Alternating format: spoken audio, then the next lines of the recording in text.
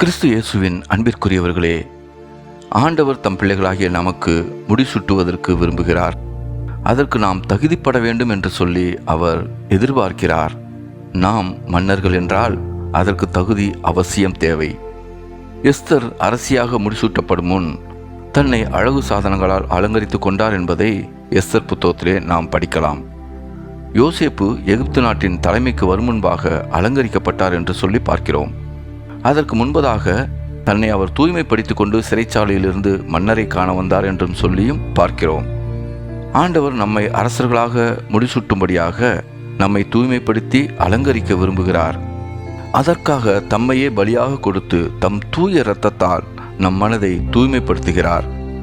நம் இதயத்திலுள்ள தீய எண்ணங்கள், பாவ பழக்கங்கள் சாவுக்கு நேராக இழுத்து செல்வதை தடுத்து நம்மை அவருடன் கூட ஆளுகை செய்யும்படி அதிகாரம் தருகிறார். நம்மை அதற்கு தகுந்தபடி தூய்மைப்படுத்தி அலங்காரம் செய்கிறார். நாம் அவருடைய அரசுக்கு உரியவர்களாக மாற வேண்டுமென்றால் என்ன செய்ய வேண்டும்? 1 யோவான் 1ஆம் அதிகாரம் 9வது வசனத்தில் சொல்லப்பட்டபடி நம் தவறுகள், பாவங்களை அவரிடம் சொல்லி மன்னிப்பை வேண்டுவோம். அவர் நேர்மையாளர், உண்மையுள்ளவர், நாம் நம்புகிறவர். அவர் நிச்சயமாக நம்மை தூய்மைப்படுத்தி மன்னர்களாக அலங்காரம் செய்வார். ஆமேன்.